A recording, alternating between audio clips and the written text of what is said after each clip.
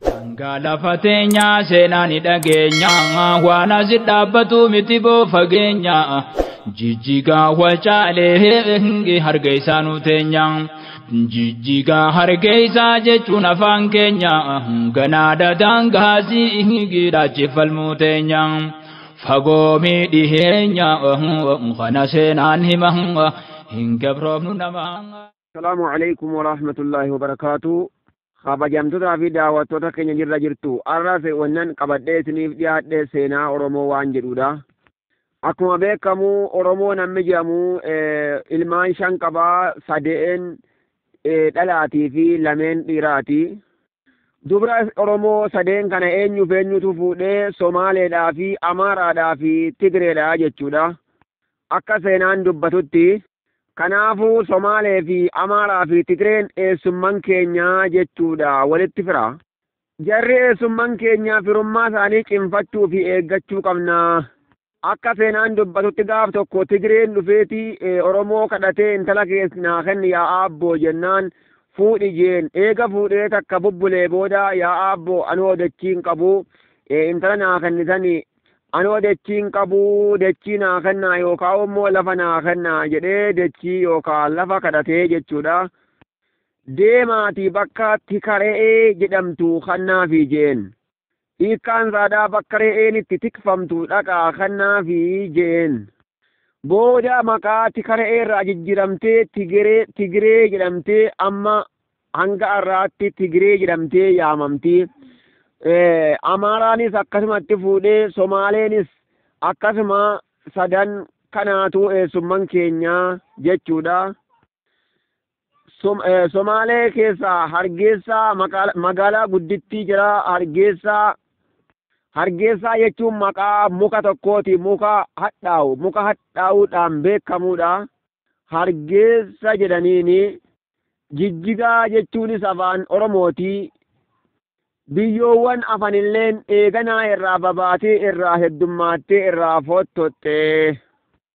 Kanaafuu Somaalee fi Tigreen Amaaraan waa alagaa miti firoottan keenya jechuudha. Waa alagaa miti eeggachuu qabnaa obboleeyyanii ammas amantaa walitti firan godhee. Wannin kana haasa'ee fi Oromummaan dhaaddachuu osoo hin taane Oromummaa himachuu osoo hin taane seenaa jirtuun dubbadhee seenaa jirtu yookaan immoo haqa jirtu dubbachuudha. Oromoon akkuma beekamu ilmaan 5 dhale jennee seenaan Oromoodhaa bal'aadhaa dubbatanii xumuruudhaafuu waan dafee xumuramuu miti. Oromoon ilmaan 5 dhalee Oromoo namni jedhamu Oromoo jechuun shanyii waan biraami mukas miti dhagaas miti bishaanis miti wanni Oromoo jedhan maqaadha. Maquma nama takkaa har'a Muzammil Muhammad Abdallaa jedhan kana Oromoo jedhanii maqaa baasanii fi kanaaf Oromoo jechi jedhu dur maqaa namaa ture deemee maalitti jijjiirame gosa ta'e jechuudha. Gosa yookaan immoo lammii jechuudha. Saba jechuudha. Sabatti jijjiirame. Oromoo jechuun booddee sabatti jijjiirame nama tokkoon beekame jechuudha. Oromummaa isumaan yaamama ilmi namaa jechuudha. Irraa wanni Oromoo jedhan kun wanni godina 20 olii Oromoo jedhamee yaamama. Godina takka keessatti nama meeqatu argama? Oromoo wanni jaan godinni 20 wayii kuni godina takka qofa keessatti nama meeqatu argama? Nama 10,000 oli jechuudha. Akkasuma waliin godinni 20 wayii kun hogguu walitti deeffame nama tokkorraa fottokee nama tokkorraa ba'eetii heddummaatee baay'atee. Kanaaf Oromoo gisee jedhan namni gariin shanyumaa maqaa akkanaan namaa kenname maqaa akkanaan gosti moggaafame wayii si'a. Oromoo gisee jedhan Oromoo jechuun kun waan biraatii miti maqaa nama Oromoo jedhanii itti moggaasanti jira.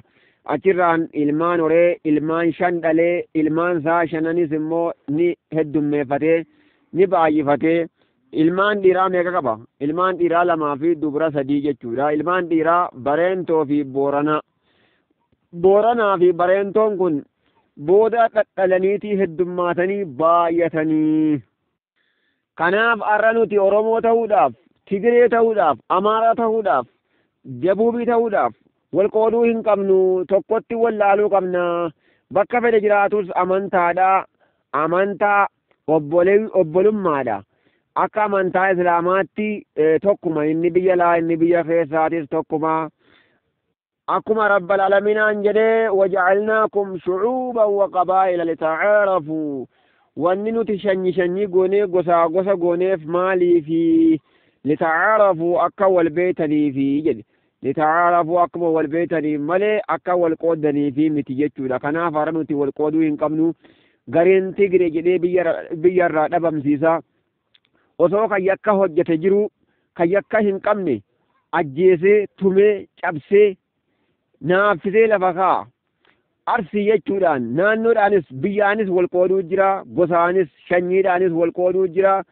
kanaaf rabbal alaminaan wanni nu uumeef wanni gosaa gosatti nu uumeef litacaarafu akka waliin beekamee eekaa Itoophiyaan guddoon kunga akka beekamtee eessa biyya akkanaati biyya akkana mallattoo jechuudha mallattoodhaaf jechuudha wanni rabbiin shanyii nu godheef gosaa gosa nu godheef akka wal beeynuu fi arra ilmaan namaadhaa zarii gosaa wal qoodaa sabaa wal qoodaa amaaraa ayyan yoo amaaraa qofaatti ergan fiisisanii akkasitti duuka bu'anii ni jibban jechuudha kun muslima taanaan wal qooduun hin barbaachisu namni islaamaa bakka jirutti obboleeyyanii al-muslimu akhul muslim muslimni obboleessa muslimaatii kanaaf ergaan rabbi alayhi salaatu wassalaam wanni hadiisa kana dubbatee akka qabannuudhaa fi nama itti fayyadamu rabbinu haa godhu obboleeyyan keenya warreen chaanaala kanaaf haaraya taatan sabiskiraayib nu godhaa viidiyoo kana immoo laayik koomentii fi sheer nu godhaa isiniin jenna assalaamu alaykum warahmatullaahi wabarakaatu